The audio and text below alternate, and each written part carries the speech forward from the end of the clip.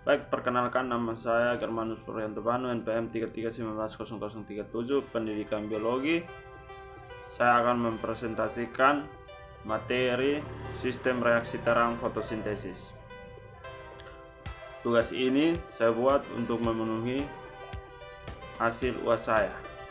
Jadi yang perlu kita ingat itu adalah reaksi terang merupakan tahapan reaksi fotosintesis yang memerlukan cahaya matahari. Baik, di sini adalah gambar sebuah daun, di mana jika diperbesar atau dilihat, bagian sini adalah bagian tilokoid. Bisa dilihat. Oke, yang seperti kita lihat tadi pada bentuk daun, contoh bentuk daun, di situ terdapat di bagian tilokoid terdapat membran tilokoid. Nah, membran tilokoid itu juga ada dua fotosistem. Fotosistem yang pertama itu fotosistem P700 dan yang kedua itu adalah fotosistem P680. Nah, kenapa disebut dengan fotosistem P700? Karena dia mampu menangkap gelombang sebesar 700 nanometer. Nah, di sini juga sama P680, dia mampu menangkap gelombang sebesar atau menangkap cahaya dengan panjang gelombangnya itu 680 nanometer. Baik, di sini terdapat dua fotosistem. Yang sistem pertama adalah fotosistem 1 dengan P700 dan fotosistem 2 dengan P680. Di sini mengapa disebut dengan P700? Karena dia mampu menangkap cahaya dengan panjang 700 nanometer, sementara fotosintesis kedua ini mampu menangkap cahaya dengan 680 nanometer. Di sini terdapat 4 elektron. Elektron yang pertama di sini adalah elektron PQ, elektron KYT, elektron PC dan elektron FD.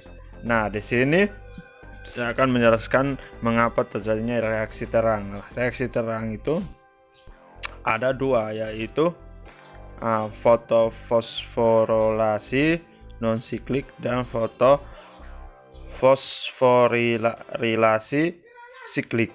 Saya akan menjelaskan reaksi terang itu terdapat pada fotosintesi yang pertama.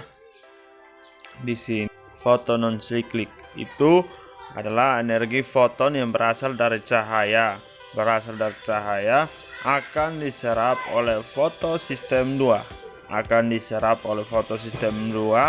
Atau 650, dan selanjutnya energi foton ini dari cahaya akan memicu ekstensasi elektron dan melepas elektron dari P600 yang akan ditangkap oleh ekspektor primer P600 dan mengalami kekosongan elektron. Jadi dia akan ditangkap lalu dibawa ke atas, maka di bawah sini akan terjadi kekosongan elektron. Nah, kekosongan elektron ini akan menyebabkan fotolisis air, yaitu G2O. G2O akan diurai menjadi 2 ion hidrogen atau 1/2 atom oksigen. Lalu 2 elektron ini akan menuju ke P610 untuk mengisi kekosongan.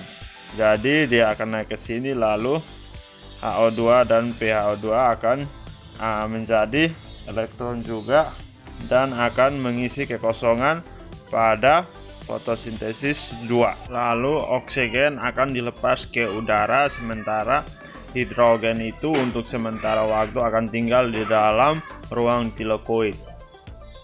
Baik, selanjutnya elektron akan meninggalkan P680 ini. Elektron akan dibawa oleh plastokionon, sitokrom, dan plastonain.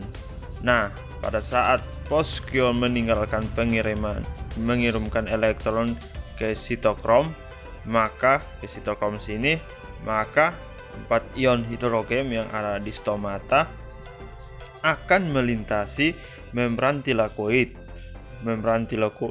menuju tilakoid dan nantinya akan bergabung dengan ion hasil fotosintesis yang tadi di sini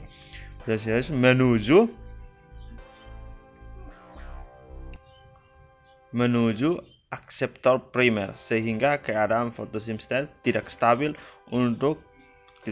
Dia akan menuju ke ATP sintase.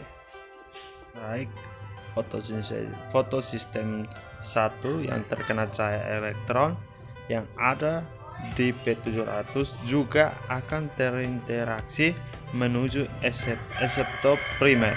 Dia akan menuju ke atas.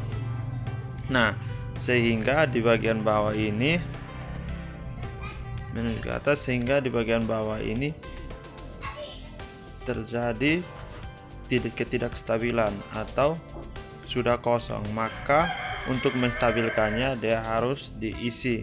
Maka yang krong yang berasal dari 680 akan diisi, akan dimasukkan ke dalam untuk mengisi kekosongan tersebut. Nah, elektron P700 ini selanjutnya akan menuju ke peridoksin dan ditransfer ke N-reduktase. Elektron ini bersama NADP ditambah dengan H+, maka mereka akan menghasilkan NADPH. Nah, dari NADPH ini mereka akan menuju lagi ke bawah dan akan bertemu dengan ATP dan menghasilkan 2HO yang akan terjadi lagi dengan namanya reaksi gelap. Oke, baik, inilah hasil presentasi saya. Sekian dan terima kasih.